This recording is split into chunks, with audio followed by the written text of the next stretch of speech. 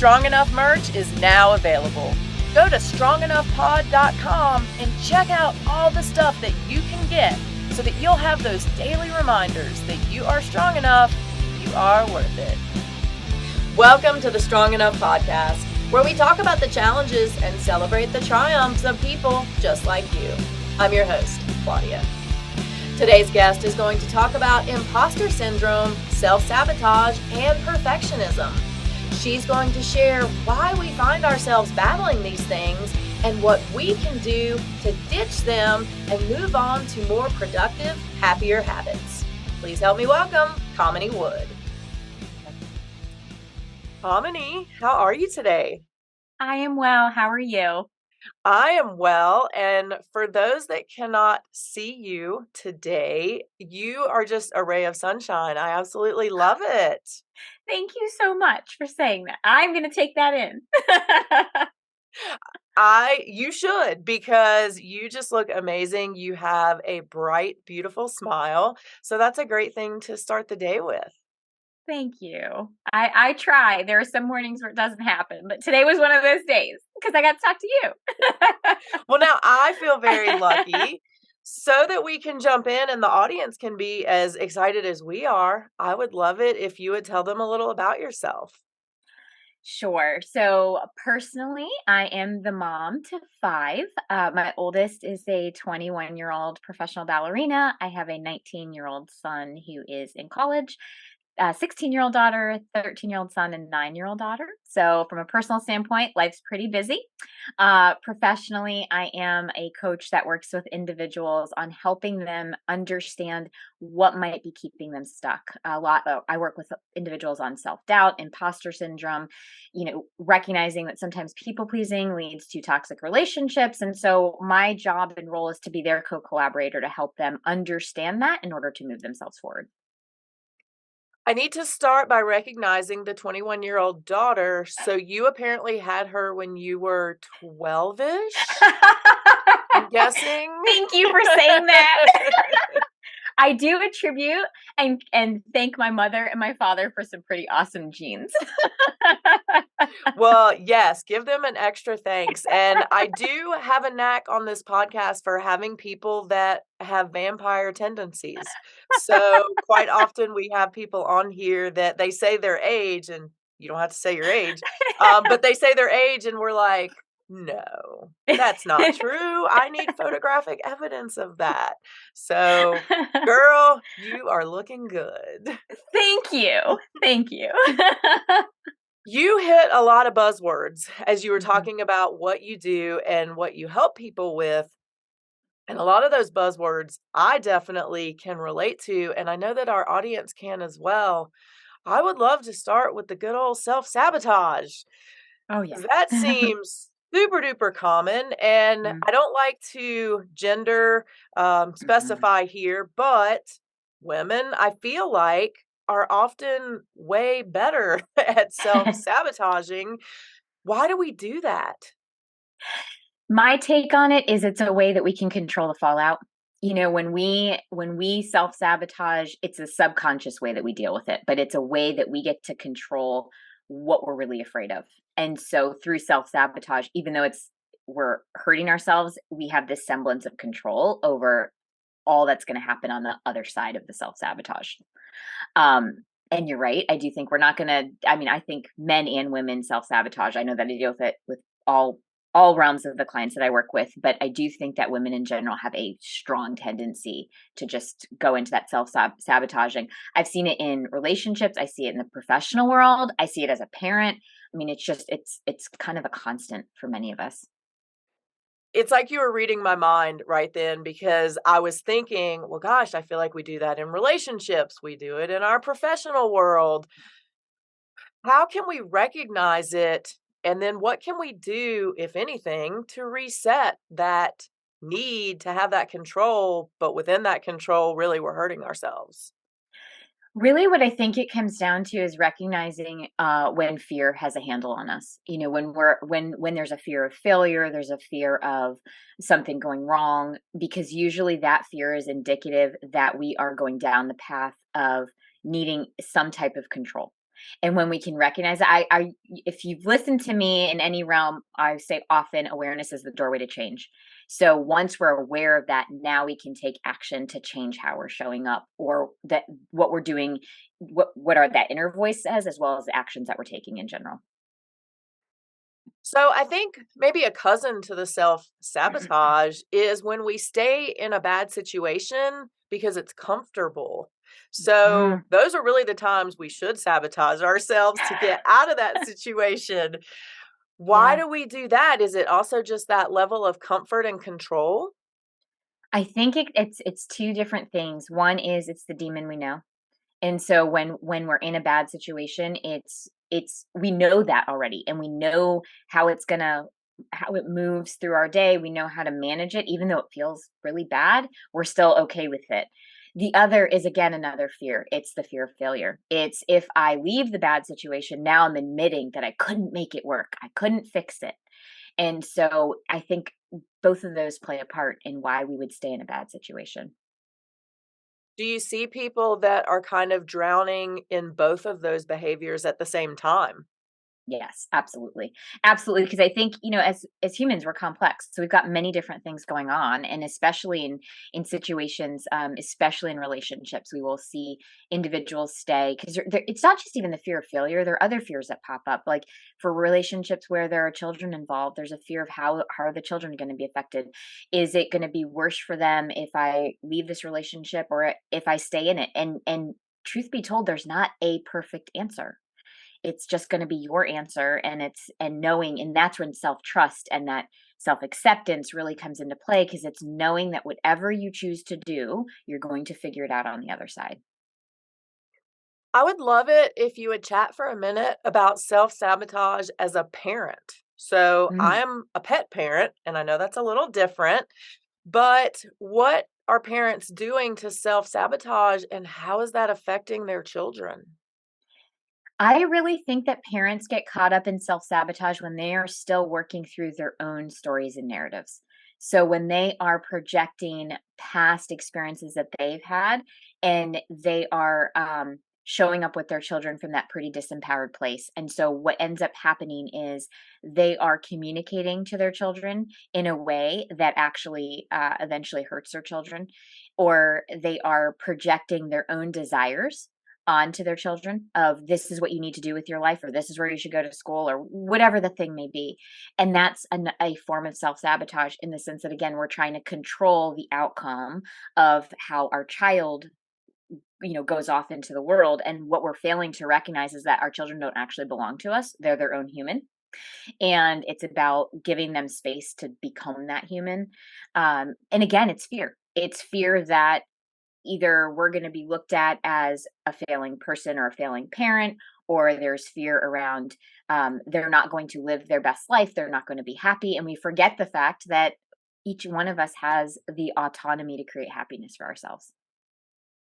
Is there a sense of regret at all along with that, in that, I wanna project what I wish I would have done onto Mhm. you Mhm. because I couldn't do it or I didn't do it or whatever happened in my life that took me in a different direction?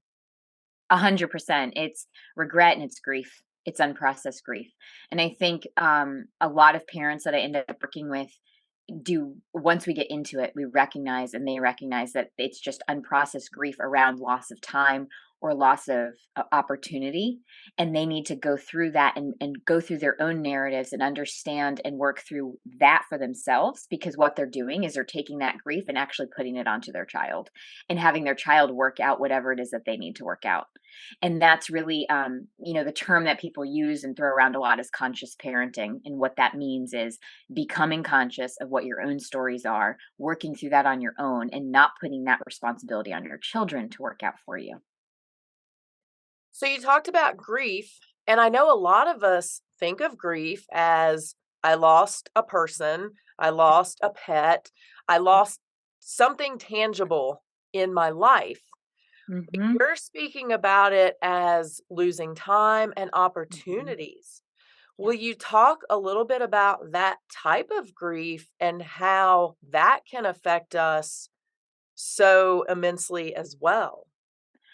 Oh, yes. And I'm glad that we're talking about this because I don't think we talk about it enough. I think grief is usually, as you said, talked about it as though we've lost a person or a pet or something in our life. Especially in toxic relationships, I have seen individuals really grieve the loss of time or the loss of opportunity. Especially, let's just sort of take a toxic relationship where children are involved. Many individuals are grieving the loss of time that they feel they missed out on with their children while they were in a very toxic dynamic. And it is so important to recognize that you have to go through the same grieving process as though you were going through it losing a person because it's still time. There's anger involved, there's sadness involved. And we have to get to this place of acceptance and acknowledgement of that happened. And now I have to take that experience and what I have learned from it and move forward rather than continue to sit in it. Um, to that point too, loss of opportunity. Many people I just was talking to somebody yesterday about losing their job, and there's a sense of grief there too. You know, this individual had been in this career for several or 2 decades at least, a little more than that, and there was a layoff. And there's grief around that because there's grief around that opportunity and what that particular role meant to this individual. And again, we have to give ourselves permission to work through it because when we don't, we're actually suppressing those emotions. And when we suppress our emotions, we are keeping ourselves from being able to actually access what it is that we need and access our own growth process. It was funny. I was talking to my 13-year-old the other day because he's very into like, I'm too cool for emotions. And I'm like, yeah, no, you're not. You need to talk about your emotions. They're data packets. They're data packets that give you information on what you need or what's valuable to you. And when we don't grieve or we don't allow ourselves to grieve, we're actually suppressing our emotions and we have to give ourselves permission to feel the feelings. How difficult is it for people who have stayed too long in a, let's say, a toxic situation or a traumatic Mm, situation? mhm. Then they finally get out. Now they're experiencing that grief, not really necessarily of losing that toxic situation, but of losing the time and opportunity. How can they begin to reconcile those things together so that they can move forward? It's so important to give yourself time, first of all. I think a lot of people leave those relationships or those situations and they think, okay, it's done. Now I need to just move on. And it's give yourself permission to actually heal. Give yourself permission to process through what it is that you just went through and give yourself the opportunity to, like I said, feel those emotions and also take time to recognize that there were lessons in it, even if in the moment it feels like, "Gosh, I should have done this or I should have done that." Stop in that moment, practice a little self-compassion, give yourself some kindness and say, "Okay, the situation is what it is. I cannot go undo the past. What did I learn, and how can I take that and move myself forward?" Because oftentimes I think we do one of 2 things. We either bolt, we're like, "Yep, I'm out. Let me just forget that it ever happened." Again, unprocessed, or we sit in it and it's we self-blame, and that doesn't get us anywhere either. I love that you talked about taking a moment and looking at what have I learned. I feel like it's important to do that not only in those types of situations, but even if you've been through a traumatic event that truly was no fault of your own. But if you're still able to take a step back and see like what did I learn from it? Not that I could have done anything differently, but what can I take and move forward? How Yeah. do you feel about that thought process and what people can do if they've been through trauma that really wasn't their fault, Mm. they didn't bring it on themselves. What can they do to help themselves move forward from that as well? You know, one thing that I wanna say on that topic, because I have heard this several times, is the idea of toxic positivity. And when we're saying take a moment to recognize what you've learned from a situation, we're not leaning into toxic positivity. We're not saying the thing didn't happen. Instead, we're acknowledging and recognizing this really traumatic event or situation occurred. There's no denying it. There's no pretending it didn't happen, saying, oh, that happened, and therefore it's totally fine because I believe XYZ. That's not what we're doing.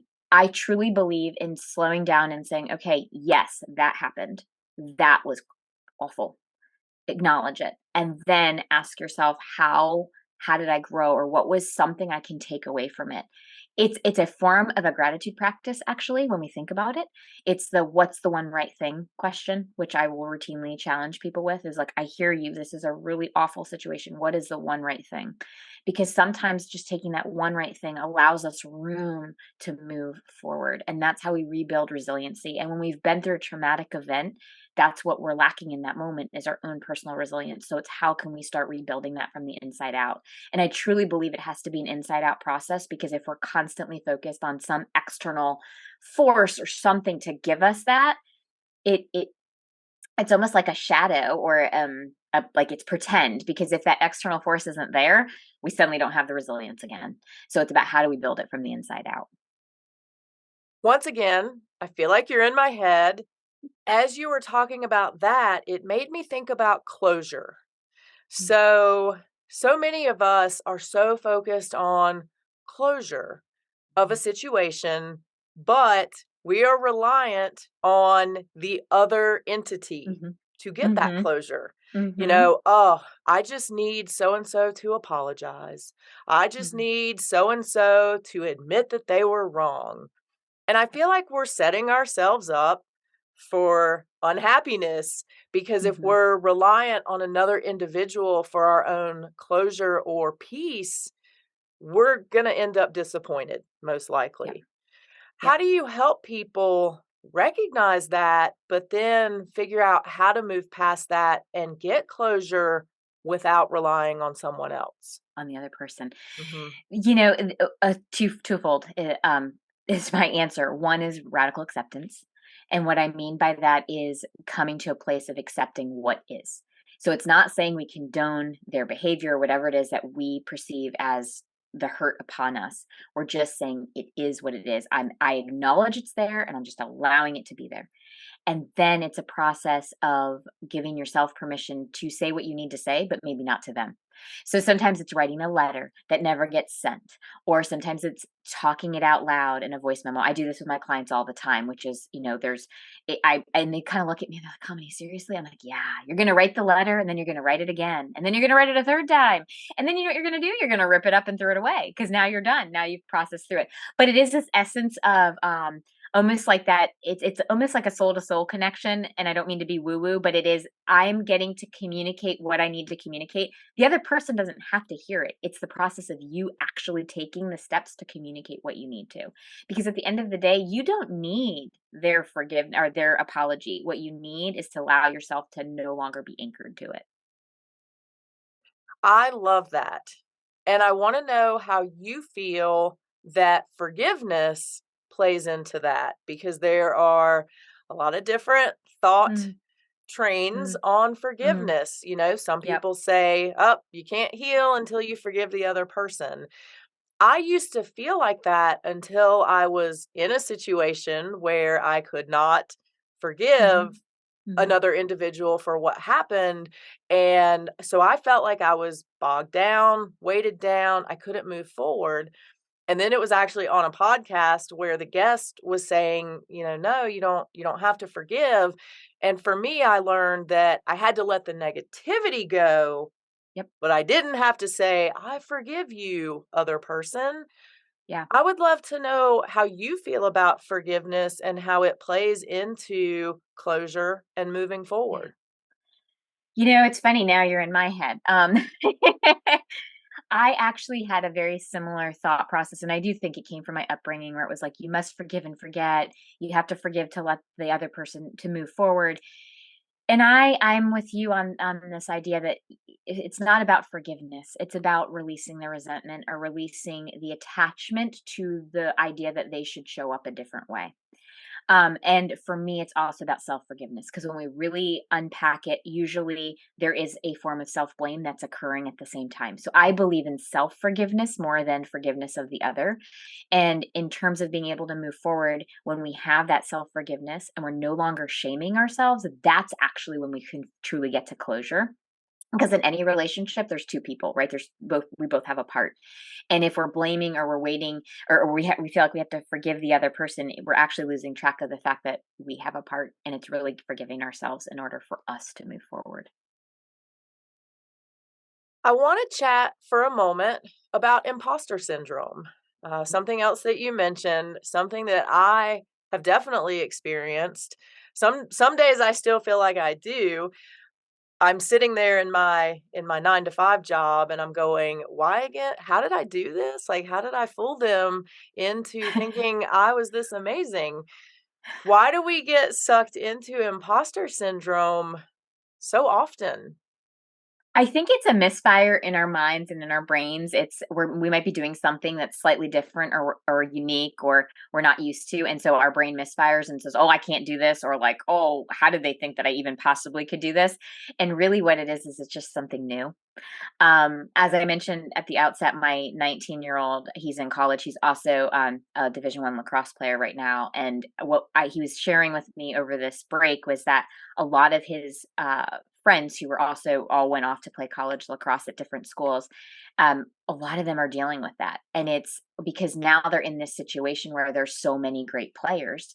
And so they're just like, oh, am I even really that good? So it's a lot of imposter syndrome. And it really is just a misfire of I'm in a new situation, I'm in a new environment, I'm with new teammates, and there's that uncomfortability of this is new, it's odd, it's awkward. I haven't done this before. I played high school lacrosse, but now I'm playing college lacrosse. So all of that gets turned into self-doubt and I don't know that I can do this, or maybe they didn't know the recruiter saw me and brought me here. And we all have it in different realms, but that's really what it is. It's our brain telling us that there's something wrong with us or we can't trust ourselves. And really what we have to recognize is it's just might be new, it might be slightly different. And we've done different before. We've done new before. We've done it since we were babies. It's just giving ourselves permission to go back into that self-trust. When we are experiencing those feelings of doubt, can that manifest onto the people surrounding us? Can it change their perception of us and our abilities at all? Oh, 100%. Because truth be told, we're affected by our environment, and we also affect our environment, right, and the people around us. So if we're self-doubting, we're going to be in a negative thought space. So even as we're showing up with that negative energy. Most probably, we're going to be showing up from that disempowered place, and now we're interacting with people from a disempowered place. So they're going to start to feel not so great, and there might be conflict that we find in between individuals. I'm just sort of thinking through even some of the dancers that I've worked with. A lot of times they'll say, like, I don't know what's going on, but everybody in the company seems so upset and so frustrated. And it is because one person or two people might be really suffering from either self-doubt or just some type of negativity. They bring it into the company atmosphere, and now suddenly everybody's in this terrible mental headspace about can they do this production or not. So it really does breed. It like bleeds out into into the ethers. I know we weren't going to get woo woo, but in on that note, just a little bit of woo. That negative energy, I so agree with you that it feels like that one negative energy or negative vibe can really affect the whole group. How can Mhm. we really be conscious of that and work to change that? Because if the negative can do it, the positive could do it as well. Totally.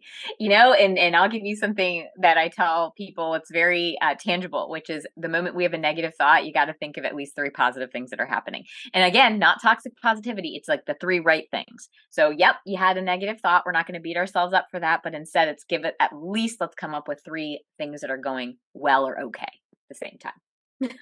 Love it. So we do sometimes give homework on this podcast. So this is your homework, audience, is when you get those negative thoughts, you got to do the three positives. Yes, I love it. And we want to hear about them. We want to hear about them. So you have mentioned a couple times toxic positivity, and Mhm. that may be a term that some people aren't familiar with. Will you talk a little bit about that, where it came from, and how we can avoid it? Yeah, so I believe that it came from this idea that affirmations and affirmations do work, but I think that what ends up happening is a lot of people think that all they have to do is say an affirmation, and they want to almost cover up or run away from the thing that they're trying to work through. And so toxic positivity leans into this idea that if we're having like a negative thought, we'll just simply say the opposite. Well, our brains aren't going to believe it in the moment maybe, but it's going to come back up because we're not actually dealing with the thing. So when I talk about shifting the thought, it's very important that we're not running away from whatever it is that we notice it, we name the thought, and then we ask ourselves, and what else is true? Or we ask ourselves, what's of value or meaning to me? Now we're making room for this other piece, but we're not pushing that away. Toxic positivity would almost say, like, that doesn't exist. Let's pretend it's not there. And let's only think about the positive. So that's what I'm referring to when I talk about toxic positivity. And the reason, again, why I don't believe that toxic positivity is helpful is because in the moment it helps, but it's how do we get underneath it and how do we clear out what's there rather than just putting a band-aid on it. I feel like we do that pretty often where we just want to band-aid things. Yeah. And when we're in a group setting or with our friends and we see them doing that, we want to jump in and we want to Mhm. try to help them or save them for maybe some of our own personal reasons. Right. What are good ways, positive ways that we can support our friends or family when they're experiencing whether it's imposter syndrome or self sabotage or toxic positivity? What Yep. are things we can do so that they don't want to punch us, but we are actually being helpful and supportive? Yeah, that's a great question. I think it really comes down to a couple things. One is acknowledging what it is that they're going through and feeling rather than going right into, let me fix it for you. It's, I hear you, or that must be hard. There's nothing wrong with saying to somebody, like, that is terrible. And I feel you, like, I feel for you and I feel you. And sometimes it's also just ask them to tell me more. I do think that a lot of us do jump in to try to fix it or give them the solution. And it's really important to just let them be able to be and give them time to process through what it is that's coming up for them rather than giving them a solution because that's more like a band aid in the moment. How, as the individual who is experiencing these things, how can they maybe be more open or more receptive or even help their friend help them in that moment? What can that person do to facilitate maybe the relationship and the help that the person is trying to give them, or to Mm. stand up for themselves kindly, to say what they need? I think when we're in it and we're the person going through it, sometimes it can be really difficult because we are so enmeshed in what's happening. And so that for the individual going through it, it's so important to get really present in this moment. I talk about mindfulness all the time because a lot of times when we're going through it, we are either ruminating about something that happened or we are fearing the future, right? So it's for that person, the very first thing is to be in this moment, grounded here and now. And then it is to really presence yourself to ask yourself, what is it that I do need? Clearly, I'm going through an emotion. Name the emotion and then say, okay, so what's that emotion telling me I need? And from there, we can communicate to the person who's there to support us, like, okay, really, honestly, this is what I need. And recognize that maybe that person can't give us what we need. But even just voicing it is that first step. Because if we're voicing it and that person's like, oh, I'm so sorry, I can't give that to you, then we can say, okay, either I self source it or we go find somebody else to help us. But the very first step is to understand what it is that we actually need. Because a lot of times when we're in it, we're circling in whatever that emotion is. And we're like I said, thinking about the past or worrying about the future so much so that we're coming from a very disempowered place. So when we can actually ground ourselves first, then we can take those steps to move forward. So, perfectionism is another big one that I think Mhm. flows into this so well. Mhm. Mhm. And, if one of us have done it, all of us have done it where we have said in a job interview or on an application, "Oh, I'm a perfectionist, and it's so great because that means I get everything done Mhm. correctly." Talk about perfectionism and why it's not such a good thing. So perfectionism, I think, is more of a limiting belief because it's the belief that we can do things perfectly or there's a right way to do it. And so what ends up happening is this actually leads into self-sabotage a lot too, because if we fear that we can't do it perfectly, we might actually not engage in the thing that we're trying to do and self-sabotage and completely disengage from whatever it is. Also, perfectionism can hurt us in relationships when we have these really high standards and we expect others to live up to them. I know that a lot of my clients that I've worked with as parents will expect their children to be perfect individuals, perfect young humans, and they are young humans. So they're not going to be perfect. They're going to make mistakes. But really, truly, as a recovering perfectionist, I say that because there are moments where I still get caught up in it. It's the fear of failure. It is also the fear of making a mistake. And the challenge really is to recognize that mistakes are really just outcomes we don't like. That's all they are. They're just outcomes we didn't anticipate or that we don't like. And if we can look at it that way, it gives us the room to say, and how did I grow? Or what did I learn? And how can I take that information and move forward? Because when we sit in that perfectionism, what ends up happening is either paralysis or, like I mentioned before, disengagement. We just don't actually engage in the thing. And so we stay really stuck in our comfort zone, but everything outside of that zone and that growth zone gets completely ignored. And we don't actually give ourselves permission to grow. So perfectionism, bad. There are moments when it can be good. There are moments I do joke. I'm like, there are moments where it can be good. Like, when maybe you're titrating medication, I want to be perfect about that, right? Like, it's like, oh, I don't want to overdose on my medication. So for pharmacists, we want you to be spot on. We need you to have that perfectionism while you're at work. That's what we need. Surgeons too, maybe. Yeah, Maybe you do that yes. perfectly. We have talked a lot about self. So Mm. self-sabotage, self-care, self-love. Why is it so hard for us so often to focus on ourselves and instead, we try to fix other people, we try to look at what other people are doing. Why is it so hard for us to really focus on ourselves? Because that's the only one we can really change. Yeah. I think sometimes we take on the narrative that it's selfish to think of to focus on ourselves. I've heard that many times. It's like, well, isn't that selfish to worry about what my needs are? And my answer to that is, if you don't know what your needs are, how can you actually authentically be in that relationship with that other person? So it's actually a self-full practice. Is it selfish to take time for yourself to, maybe meditate or go for a walk or exercise or do whatever it is that fills your cup back up?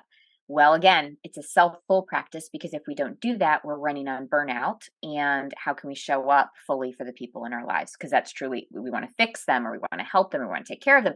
How do we do that if we're not fully there? But I do think that a lot of it comes from past narratives and past beliefs about the fact that either it's selfish or people are sometimes scared to look at themselves because if they look at themselves, they actually have to face some of these truths.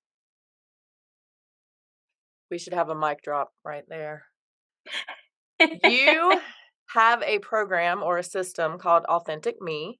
Mhm. How did you come to create that, and what is your favorite part about it and what it does for people?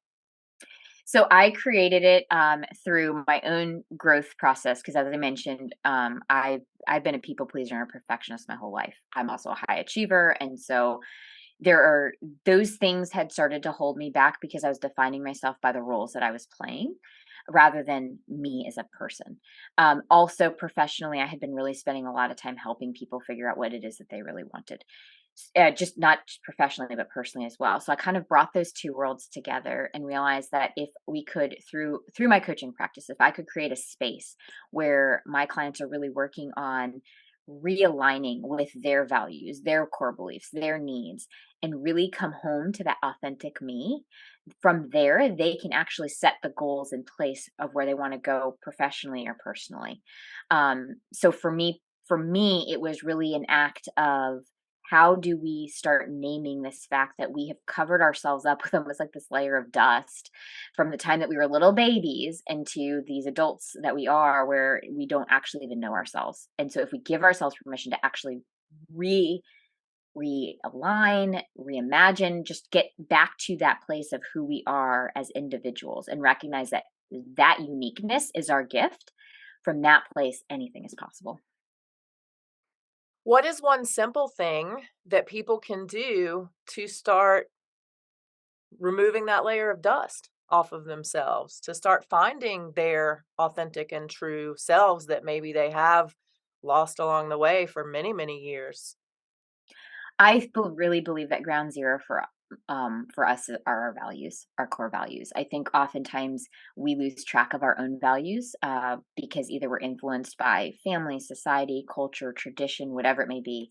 So taking some time to get back in alignment with what your core values are is the very first step towards moving into that place.